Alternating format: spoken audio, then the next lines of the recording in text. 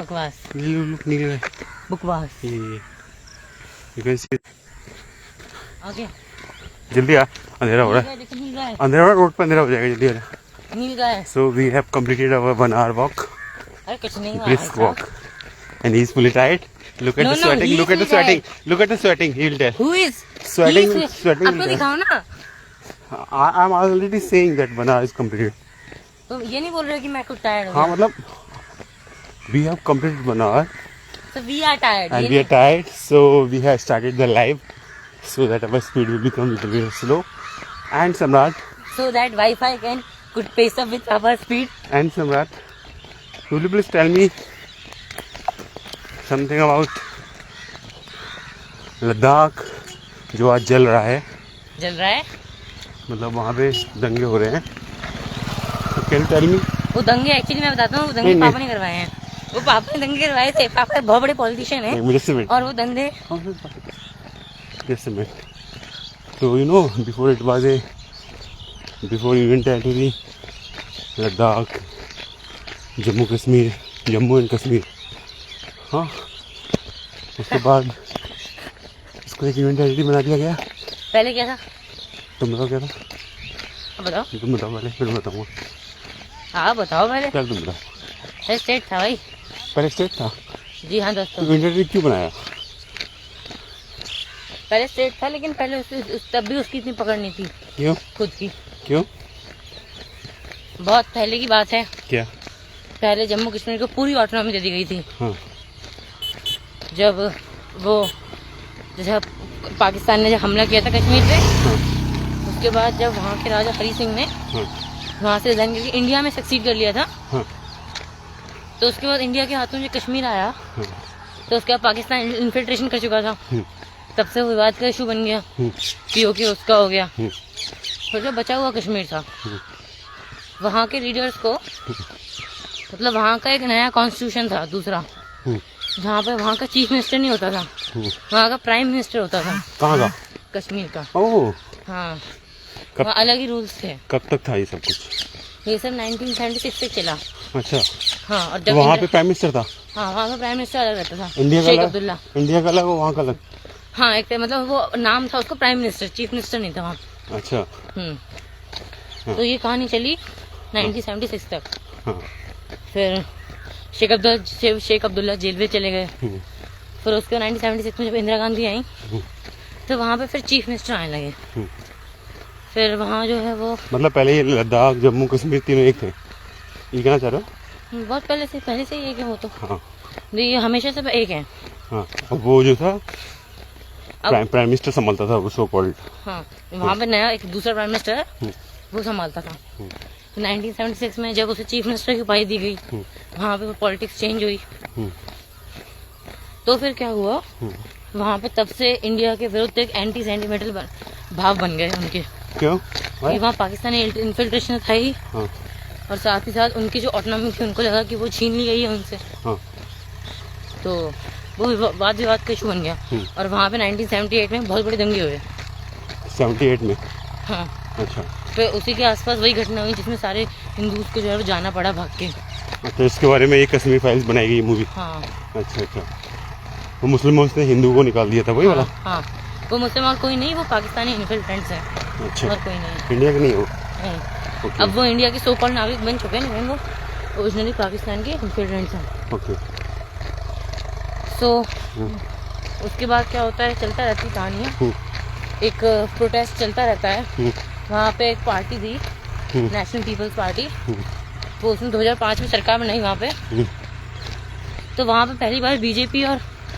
ये national people party का एक अलायंस बना पहली बार कब 2005 में ओके तो फिर वहाँ पे एक सरकार आई जिसमें नेशनल पार्टी जैसे बीजेपी उस समय एक नेशनल पार्टी थी नहीं लेकिन उस समय 1999 से 2005 तक बीजेपी का रूल था देश में तो तब उस समय बीजेपी की वो एक नेशनल पार्टी बन चुकी थी तो उसने नेशनल पीपल पार्टी के साथ मिलकर एक अलायंस कोलिजन बनाया और फिर वो वहाँ पे राज कर रहे थे ओके फिर उसके बाद जब दोबारा मोदी गवर्नमेंट आई तो उसके बाद क्या होता है तो 2019 में पहले वो एक स्टेट था बट ऐसा नहीं है कि पूरा स्टेट है आराम से उसमें बहुत सारी ऑटोनॉमीज रिस्ट्रिक्टेड थी जैसे मतलब उसके पास खुद के फंड, जैसे हमारे जो पुलिस होती है, ये सब जो कुछ एरिया जो है ना स्टेट लिस्ट के, उसके पास उन चीज़ों को लागू करने का अधिकार नहीं था। किसके पास? जम्मू कश्मीर के पास। अच्छा, वो सेंट्रल गवर्नमेंट देखती थी? वो सेंट्रल गवर्नमेंट देखती थी। ओके। फिर 2019 में से पूरा ही स्टेट बना दिया, मतलब यूनियन टेरिटरी बना दिया। किसको? मैं बताता हूँ। हाँ। अब जम्मू कश्मीर को क्या किया, 2 हिस्सों में बांट दिया गया। कब बांटा? 2019 में। अच्छा। जम्मू कश्मीर में, लद्दाख में। हाँ। फिर दोनों को अलग अलग यूनियन टेरिटरी बना दिया गया। हाँ। और इसमें ये था प्रोविजन कि अब यूनियन गवर्नमेंट की डायरेक्ट कंट्रोल रहेगी वहाँ पे। वहाँ पे पार्लियामेंट है, मतलब वहाँ पे ऐसा नहीं है कि लेजिस्लेचर नहीं है, वहाँ पे एक लेजिस्लेशन है, स्टेट लेजिस्लेचर। बट अब पूरा गवर्नमेंट से उसका हो गया, यूनियन गवर्नमेंट का। दिल्ली है, दिल्ली की भी स्टेट लेजिस्लेचर है। पुडुचेरी है, उसकी भी पहले जैसे लोकसभा में जो मेंबर होते हैं, तो पहले सबसे यूनियन टेरिटरी बनने से पहले वहाँ से जम्मू से कितने मेंबर आते थे? उस समय वहाँ से नहीं आते थे। लद्दाख से कोई एक तो आता होगा। और कश्मीर से कितने आते थे? जम्मू, वहाँ पे एक्चुअली पॉपुलेशन बहुत कम है ना। हाँ। क्योंकि वो बहुत स्पार्स एरिया है। हाँ। तो लद्दाख से तो वन सीट थी। बस से एक सीट थी। हाँ, राइट। पहले से, इसलिए लद्दाख में पूरी एक सीट है वो। और जम्मू से? और जम्मू से काफी मेंबर्स। जम्मू से 3 थी। 3 नहीं, ज्यादा है। जम्मू से 3 थी, लद्दाख से 1 था, और कश्मीर से 4 थी। देख रहे हो आप? अच्छा। मतलब देख रहे हो एरिया किसका बड़ा है? जम्मू का और लद्दाख का। लेकिन वो एक्चुअली हमारा जो देश है कॉन्स्टिट्यूंसी से बटा हुआ है। हाँ। तो वो एरिया वाइज नहीं बटा हुआ है, वो पॉपुलेशन वाइज बटा हाँ, हुआ तो है। पॉपुलेशन किसकी ज्यादा है? तो पॉपुलेशन जम्मू की ज्यादा है ना, ऑफ कोर्स। नहीं, जम्मू कश्मीर में दोनों की इक्वल, मतलब कंपेरेबल पॉपुलेशन है, ऐसा नहीं है। हाँ, फिर भी अगर दोनों में कंपेयर करेंगे तो जम्मू ज्यादा होना चाहिए ना। कश्मीर से ज्यादा जम्मू की है। अब मुझे इस बारे में इतना आइडिया नहीं है। और आई एम सेइंग। हाँ। फिर उसके 2019 में जब इसे बांट दिया गया, तो वहाँ पे एक अलग हाई कोर्ट था। अब दोनों का एक ही हाई कोर्ट था जम्मू कश्मीर में। और वहाँ पे फिर यूनियन गवर्नमेंट का वो होने लगा। तो अब जैसे वो दंगे चल रहे हैं, तो वो यही इशू है कि मतलब उन्हें यूनियन टेरिटरी बना दिया गया। उनको लगता है कि ऑटोनॉमी छीन ली गई उनकी। वहाँ पे वैसे ही पाकिस्तानी इन्फिल्ट्रेशन है। पाकिस्तान अभी भी इन्फिल्ट्रेट करता ही रहता है। नहीं तो गवर्नमेंट ने ऐसा क्यों किया? यूनियन टेरिटरी बनाने के फायदे क्या है? अगर वो स्टेट रहता तो क्या नुकसान थे? उन्होंने यूनियन टेरिटरी बना दिया। देखो, स्टेट और यूनियन टेरिटरी में फर्क क्या होता है? हाँ। स्टेट के पास ऑटोनॉमी ज्यादा होती है। हाँ। वो अपने रूल्स, अपने सब कुछ खुद बना सकता है। हाँ। जैसे कोई भी स्टेट है, हाँ। उत्तर प्रदेश, जैसे स्टेट लिस्ट और कंकरेंट लिस्ट है हमारे उसमें संविधान में। तो उनके जितने भी इश्यूज हैं, उन सब पे स्टेट जो है वो लॉज बना सकता है। स्टेट लिस्ट के जो वो हैं, जो सब्जेक्ट्स हैं, उन पे लॉज सिर्फ स्टेट बना सकता है। और कंकरेंट पे स्टेट और यूनियन गवर्नमेंट दोनों बना सकती है। तो इतनी सारी एरियाज पे स्टेट जो होता है वो लॉज बना सकता है। उसके बाद इतनी वो पावर होती है। बट यूनियन टेरिटरी पास इतनी पावर नहीं होती है। जैसे पुडुचेरी है, दिल्ली है, तीन यूनियन टेरिटरी हैं जिनके पास अपना लेजिस्लेचर है। पुडुचेरी, दिल्ली और लद्दाख एंड जम्मू कश्मीर दोनों की है। तो ये 3 यूनियन टेरिटरीज हैं, इनके पास लेजिस्लेचर है। बाकी सब में लेजिस्लेचर ही नहीं है। प्रेसिडेंट का ऑर्डर आता है और वही वहाँ पे चलता है। अच्छा। तो ये 3 इनके पास थोड़ी वो है। ये पुडुचेरी फ्रेंच कॉलोनी थी पहले। दिल्ली तो खुद यूनियन गवर्नमेंट का हुआ। और जम्मू कश्मीर का मैंने आपको बताया कि जैसे वहाँ पे वो काफी दूर है, और मतलब वहाँ पे अलग पाकिस्तानी इन्फिल्ट्रेशन है। वहाँ पे एंटी सेंटिमेंटल भाव हैं। तो वो देश से कभी भी अलग हो सकता है। काफी डर है इस बात का। और पाकिस्तान वहाँ फंडिंग भी करता रहता है टेररिस्ट को। तो इसलिए उसे यूनियन टेरिटरी बना दिया गया। अच्छा। तो ताकि उसके पास इतनी पावर ना रहे कि वो अपने जो फील्ड्स हैं उन पे इतना लॉस बना सके। यूनियन गवर्नमेंट डायरेक्ट कंट्रोल करे, ताकि पाकिस्तान जो है वो ज़्यादा फंडिंग करके उनका मन बहला के टेररिस्ट का इंडिया को हानि ना पहुंचा सके। अच्छा। वहाँ पे सीधे यूनियन गवर्नमेंट ने कंट्रोल रहा, इसलिए यूनियन टेरिटरी बनाया गया। तो अगर हम इसको भी स्टेट बना देंगे तो क्या नुकसान हो सकते हैं?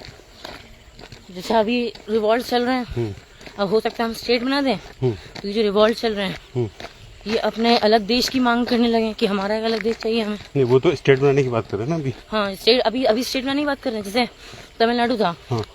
तमिलनाडु में एक तो इंडियन तमिल्स थे हाँ और श्रीलंकन तमिल्स थे। हाँ इंडियन तमिल्स में भी 2 प्रकार के तमिल्स होते हैं। मतलब एक्चुअली एक सिन्हालीस होते हैं, एक तमिल्स होते हैं। तमिल्स 2 प्रकार के होते हैं, एक इंडियन तमिल्स, एक श्रीलंकन तमिल्स। जो इंडियन तमिल्स होते हैं वो 1947 के करीब इंडिया से तब श्रीलंका आ गए थे, जब श्रीलंका आज़ाद हुआ था, भारत आज़ाद हुआ था। लेकिन जो हमारे श्रीलंकन तमिल्स हैं वो कुछ ज़्यादा पुराने हैं, चोलास, चेरास, मतलब 1-2 हज़ार साल पहले वो इंडिया से वहाँ गए थे, श्रीलंका। अच्छा। तो वो श्रीलंकन तमिल्स हैं और बाकी वहाँ की नेटिव पॉपुलेशन सिन्हालीज है। तो वहाँ पे क्या हुआ था, तो हमारे तमिल्स थे उनको राइट्स नहीं मिलते थे, जो हमारे वो थी क्या गवर्नमेंट जॉब्स होती हैं उनमें सिन्हालीज का रिजर्वेशन था। अच्छा। जबकि तमिल जो थे वो पॉपुलेशन में कम थे, वो ज़्यादा डिसएडवांटेज थे। लेकिन रिजर्वेशन था सिन्हालीज का। प्रमोशंस भी उनके ही होते थे। एजुकेशनल जो हमारे वो होते हैं इंस्टीट्यूशंस होते हैं उनमें भी उनको ज़्यादा वो प्रायोरिटी मिलती थी। सरकार उन पर ध्यान नहीं देती थी। तमिल लैंग्वेज जो थी उसे नेग्लेक्ट ही कर दिया था। अच्छा। वहाँ पे सिन्हाली जो लैंग्वेज होती है उसे ऑफिशियल लैंग्वेज बना दिया। बुद्धिज्म को क्या है ऑफिशियल रीजन बना दिया, क्योंकि वहाँ की गवर्नमेंट जो है मेजोरिटी में वहाँ पे 86% सिन्हालीज हैं। तो अगर हम सिन्हालीज की बात अच्छे से मानेंगे तो हमें मेजोरिटी मिलेगी, हमारी सरकार चलेगी। तो इसलिए वहाँ की सरकार जो है ना वो मेजोरिटेरियन मेजर्स लेने लगी। तो क्या होता है, तमिल जो लोग थे उन्होंने पहले प्रोटेस्ट किया कि हमें बस एक अलग स्टेट बना दो, हमें अलग स्टेट बना दो, हमें अपने अलग लेजिस्लेचर दे दो। लेकिन नहीं सुधरे वो लोग। श्रीलंकन वाले लोग थे, जो गवर्नमेंट थी वहाँ की, उन्होंने कुछ उनका मतलब फायदा नहीं किया। तो फिर जैसे आपको पता ही होगा कि राजीव गांधी और मतलब वो इंडिया ने अपनी पीस फोर्स भेजी थी, फिर वो हार के वापस आ गई। मुझे नहीं पता, वो बताओ खुल के। तो मतलब जो हमारा क्योंकि एक्चुअली तमिल्स को हानि हो रही थी, तमिल्स को हानि हो रही थी। LTT नाम की एक ऑर्गेनाइजेशन बनी थी, लिबरेशन टाइगर तमिल इलाम, लिट्टे। LTT। तो ये जो ऑर्गेनाइजेशन बनी थी इसका काम था मतलब तमिल्स को मतलब टेररिस्ट ऑर्गेनाइजेशन थी, बाद में बन गई थी। अच्छा, पहले टेररिस्ट नहीं थी? पहले टेररिस्ट नहीं थी। अच्छा। बाद में जैसे जब इसे देश अलग होने का वो करने लगी है, अलग इसका एजेंडा चल गया, तो ये टेररिस्ट बन गई। तो जो हमारा श्रीलंका था इसमें एक्चुअली पहले तमिल्स को हानि हो रही थी। तो जो इंडिया के तमिल्स थे उन्हें काफी दुख हो रहा था कि हमारे जो हमारे तमिल कम्युनिटी उन्हें हानि हो रही है। तो उन्होंने सेंट्रल गवर्नमेंट को इन्फॉर्म किया इस विषय में कि मतलब श्रीलंका में जो इंडियन तमिल है उनको लॉस हो रहा है, उनकी सुनी नहीं जा रही तो वो तो दूसरा देश है, उसमें हमारा देश बट लेकिन वो हमारी कम्युनिटी है ना, तमिल कम्युनिटी।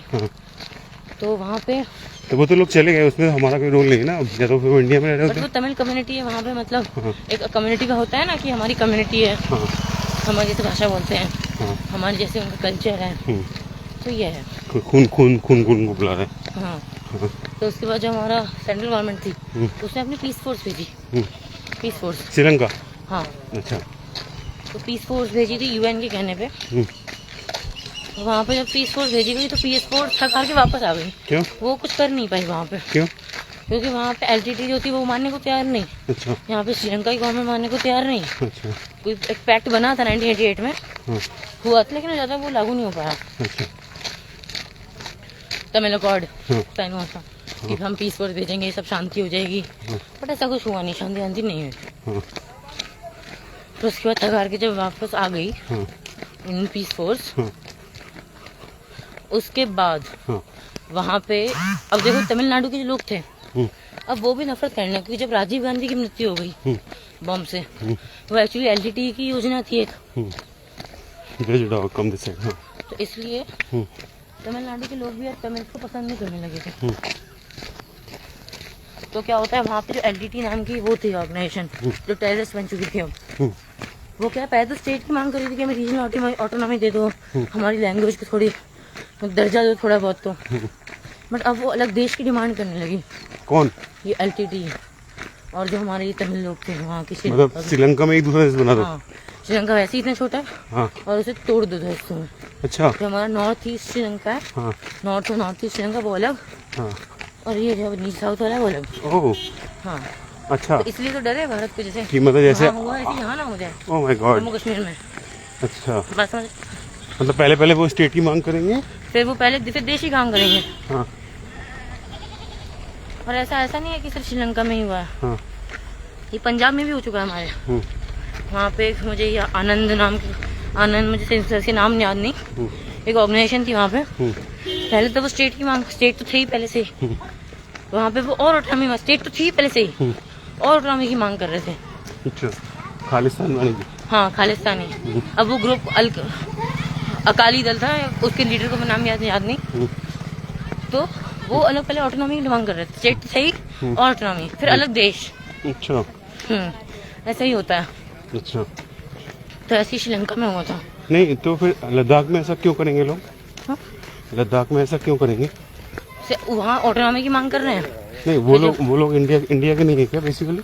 वो पाकिस्तानी इन्फिल्ट्रेंट्स हैं। लद्दाख में भी? हाँ, लद्दाख में क्योंकि वहाँ पे जब वो 1987 में 78 में करीब वहाँ हादसा हुआ था, हाँ, तो सब लोग छोड़ के आ गए थे, हाँ। तो वहाँ मैक्सिमम वहाँ पाकिस्तानी बचे। ओह, हम्म, ओके ओके। क्योंकि पहले तो ये हिंदू स्टेट था ना कश्मीर, हाँ, वहाँ पे पहले राजा हरी सिंह रूल करते थे। हाँ, अब ये वो मुस्लिम प्रधान देश हो गया, हाँ, अब स्टेट हो गया, हाँ। वहाँ पाकिस्तानी इन्फिल्ट्रेंट्स आ गए। अच्छा। जैसे उस समय जब पीओके के बीच में विवाद छिड़ा था, तो हमारे जवान UN पहुंच गए थे कि कुछ करो। तो UN ने कहा था देखो भाई सीज फायर कर लो, जहाँ जिसकी सेना है वहीं रुक जाओ, रोक दी। अब वहाँ की सेना जो थी ना, से हमारी पाकिस्तान की सेना थी, वो पहुंच गई थी बरमूला तक। बारामूला? बारामूला, हाँ। वो बहुत अंदर है, मतलब श्रीनगर से 32 किलोमीटर। जब हम गए थे तब रास्ते में पड़ा था ना बारामूला, हाँ। याद है? जहाँ हमने अखरोट लिए थे वापस आते पे, जहाँ जाम लग गया था। याद है। हाँ, तो बस 32 किलोमीटर दूर है श्रीनगर से। हाँ। तो वहाँ से भी आगे पहुंच गई थी पाकिस्तानी आर्मी। अच्छा।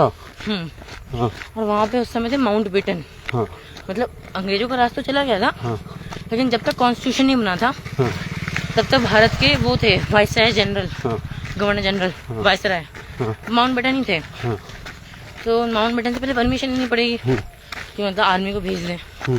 जवाहरलाल नेहरू परमिशन लेने गए, तो उन्होंने पहले टाल दी परमिशन कि कोई बात नहीं, हो जाएगा, है ना। क्योंकि उस समय अभी इंडिया जो था, राजा हरि सिंह थे वहाँ पे। अब वो था कि वहाँ राजा हरि सिंह है, हम यहाँ पे, हमें क्या दिक्कत है। फिर क्या होता है, जब राजा हरि सिंह जो है वो मतलब इतना अंदर तक आ जाती है आर्मी, तो राजा हरि सिंह इंडिया के पास आते हैं कि हमें जो है वो क्षमा करता हूँ, इंडिया जो जम्मू कश्मीर को हमारे अंदर सब इंडिया में संभालो। तो फिर उसके बाद इंडिया जब ससीड कर लेता है कश्मीर से, तो उसके बाद अब इंडियन आर्मी पाकिस्तान की आर्मी को पछाड़ना शुरू करती है। अच्छा। और वो वहाँ जहाँ POK है वहाँ तक ले आती है, पछाड़ते बारामूला से खचेड़ते हुए वहाँ तक ले जाती है, राइट? हाँ, हाँ। वो बहुत अंदर घुस गया, पूरा लद्दाख उनका हो गया था।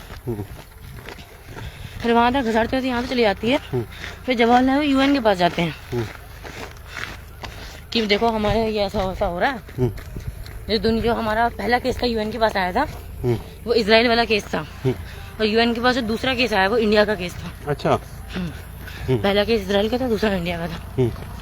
तो वहाँ पे जब वो आ जाती है, UN कहता है कि रुको, यहाँ की आर्मी जहाँ है वहीं रुक जाए। अच्छा। पाकिस्तान के लोग तो अंदर घुस चुके थे, इतना अभी POK उतना तो अभी थे ही ना वहाँ पे, तो वहाँ रुक गए। फिर UN कहता है कि वहाँ पे जो लोग हैं कश्मीर के, उनसे पूछा जाए कि वो इंडिया में जुड़ना चाहते हैं पाकिस्तान में। तब इंडिया ने कहा भाई अब पाकिस्तान रेडी हो गया, हाँ पूछ लो। अच्छा। क्योंकि उसका इन्फिल्ट्रेशन हो चुका था। हाँ। अब इंडिया ने कहा मतलब भाई उसके लोग वहाँ पे रहने लगे, लोग वहाँ के रहने लगे थे, घुसपैठ कर चुके थे। तो वो तो पाकिस्तानी बोलेंगे ना। मतलब जबकि राजा हरि सिंह हमसे ससीड कर चुके हैं, तब भी। लेकिन लोग तो अब उसके आगे ना, लोग उसके आगे। तो पहले क्या वो ही चलता था कुछ वोटर ID वगैरह? और उस समय इतना वो नहीं था ना। अच्छा। तो इंडिया ने कहा भाई ऐसा है कि पाकिस्तान ने इन्फिल्ट्रेशन कर दिया, अब हम कैसे करेंगे रेफरेंडम। तो मतलब बात वहीं UN से पीछे हट गया अपने वहां से, अब तुम्हें जो करना है वो करो। अच्छा। हाँ, हमने तो बता दिया कि तुम कर लो, ये कर लो। तो इस समय इंडिया की FO भी नहीं थी, इंडिया अभी आजाद हुआ था। UN में एक दबदबा तो होना चाहिए ना अपना, तो US कुछ बोले UN में तो उसका अलग प्रभाव पड़ता है। इंडिया उस समय एक पुराना देश था, पिछड़ा देश था, वो जाके UN में बोल रहा है कि रोको हमारे युद्ध को। और उस समय पता है क्या था, पाकिस्तान US के साइड था, और हम जो थे वो NATO बना के बैठे थे। अच्छा। NATO मतलब वही अभी जो चल रहा है यूक्रेन वाला, क्या नाम है उसने, वो नॉन अलाइनमेंट मूवमेंट नाम। हम नॉन अलाइनमेंट मूवमेंट बैठे थे। हाँ, हम नॉन अलाइनमेंट मूवमेंट बना के बैठे थे कि हम ना USSR की तरफ है, हम ना USA की तरफ है, हम अपना चला रहे हैं।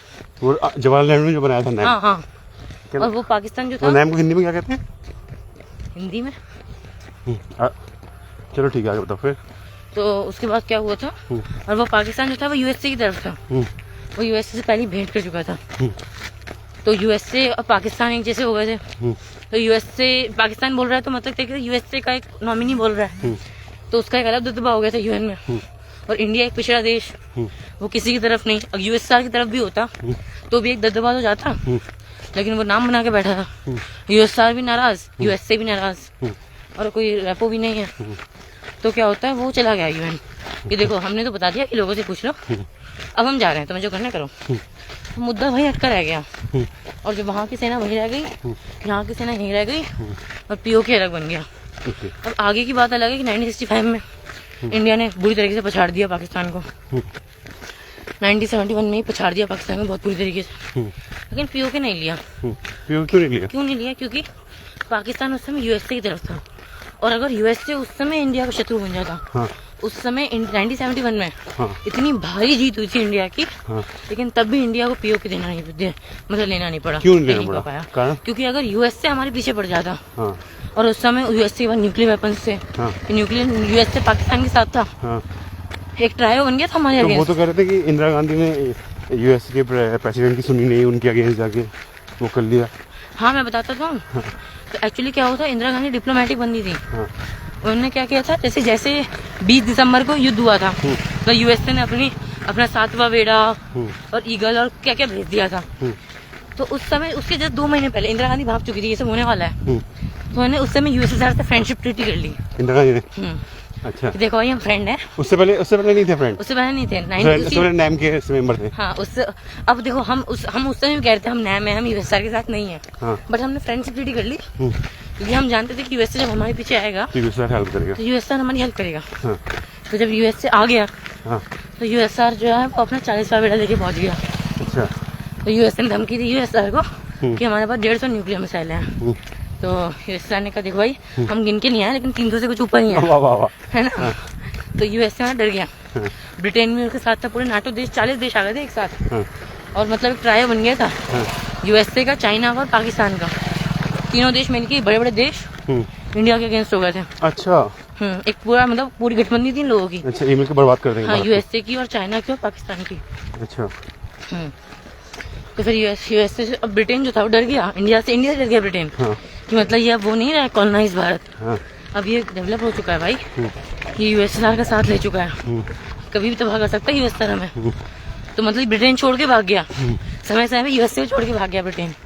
तो फिर यूएसए ही पीछे जाना पड़ा उसे, और मतलब तब बीच में यूएन भी आ गया था। तो फिर उसके बाद चले गए दोनों। तब क्या हुआ, मतलब तब क्या हुआ था, इंडिया तो भले ही यूएसए के साथ ले चुका था, बट अगर उस समय लोग जो थे इतना डेवलप भी नहीं था, इलेक्ट्रिसिटी भी नहीं थी भारत में पूरी तरीके से, अभी भारत इलेक्ट्रीफाई तक नहीं हुआ था बिल्कुल। तो उस समय ऐसी स्थिति में ना हमारे पास न्यूक्लियर वेपन्स थे। इस बार तो हमने यूएसए सहायता ले ली, लेकिन कब तक लेंगे, हम तो नाम में थे। तो इंदिरा गांधी ने सोचा कि हमें पीओके नहीं लेना चाहिए, क्योंकि हम पीओके ले लेंगे तो यूएसए हमसे नाराज हो जाएगा। अगर वो नाराज होगा तो उसने हम पे अगर बमबारी कर दी तो हम कुछ नहीं कर पाएंगे। तो इसलिए इंदिरा गांधी जीत के भी हार गई। अच्छा। फिर उसके बाद मतलब कहने को तो जीत लिया, और मतलब बट अंदर ही अंदर हार गई। फिर उसके बाद अगले ही साल उन्होंने न्यूक्लियर वेपन बना लिया। लेकिन हम लोग समझते नहीं, हम लोग कह रहे हैं कि इंदिरा गांधी ने ये कर दिया, वो कर दिया। क्योंकि इंदिरा गांधी जो थी वो बहुत डिप्लोमेटिक थी, वो बहुत डिप्लोमेटिक थी। उन्होंने उसी साल लोगों को दिखाने के लिए जीत गई, लोग दिखाएंगे, लेकिन वो खुद अंदर से अंदर डरी हार गई। हुई थी। हाँ, कि मतलब यूएसए हम पे हमला कर सकता है कभी भी। अगर वो हमला करेगा तो फिर बहुत मुश्किल होता है। बहुत मुश्किल, न्यूक्लियर वेपन से उसके बाद भाई। तो इंदिरा गांधी ने क्या किया, उसी साल मतलब अगले साल उसके जस्ट अप्रैल में न्यूक्लियर वेपन बना लिया। न्यूक्लियर वेपन वो भी मतलब यूएसए की सारी मिसाइलें सब इंडिया के ऊपर टिकी हुई थी। मिसाइलें कह रहा मतलब सैटेलाइट्स। तब जो मतलब तब भी मतलब वो उड़ा के बना लिया। वो क्या बताया था? अब वो कहानी जो है 1998 की है। नहीं, वो तुमने क्या बताया था एक बार कि जब अब्दुल कलाम आजाद थे उन्होंने क्या हुआ? वो कहानी 1990, देखो इंडिया ने 2 न्यूक्लियर मिसाइल लॉन्च किए थे। उन्होंने न्यूक्लियर प्रोग्राम बनाए थे, एक 1974 में, एक 1998 में। तो वो जो कहानी 1998 की है, 1974 की है, तभी यूएसए की कड़ी निगरानी थी हमारे ऊपर।